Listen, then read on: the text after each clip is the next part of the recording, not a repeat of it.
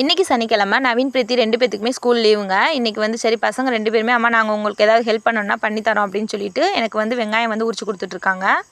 நானும் அப்படியே கொஞ்சம் கொஞ்சமாக வேலையெல்லாம் ஸ்டார்ட் பண்ணிட்டேன். வீட்டில் வந்து மாவு இல்லை, சுத்தமாக தீர்ந்துருச்சு. மாவு ஆட்டி வச்சுட்டு இன்றைக்கி காலையில் வெள்ளனாவே மீன் வந்துருச்சுங்க. அதனால் கொஞ்சம் சீக்கிரமாகவே பசிக்க ஆரம்பிச்சிருச்சு.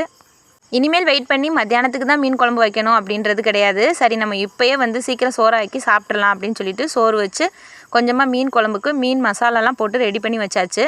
பிரீத்தி வந்து இப்போ தாங்க ஒவ்வொரு வேலையும் இன்ட்ரெஸ்ட் எடுத்து செய்ய ஆரம்பிச்சிட்டு இருக்கா. அதில் வந்து தேங்காய் உடச்சி கொடுக்குறது, வெங்காயம் நறுக்கி கொடுக்குறது, கூடயே இருந்து ஏதாவது பார்க்குறது, இந்த மாதிரி எல்லா வேலையுமே எனக்கு வந்து ஹெல்ப் பண்ணிகிட்டே இருக்கா.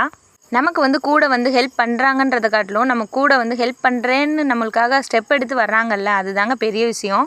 இதுலேயே நம்ம எல்லா விஷயத்தையும் சந்தோஷமாக செஞ்சு முடிச்சிடலாம். நீங்கள் எப்படி பசங்க அந்த மாதிரி உங்களுக்கு வந்து ஹெல்ப் பண்ணும்போது ரொம்ப சந்தோஷப்படுவீங்களா அப்படின்னு சொல்லிட்டு எனக்கு கமெண்ட் பண்ணுங்கள்.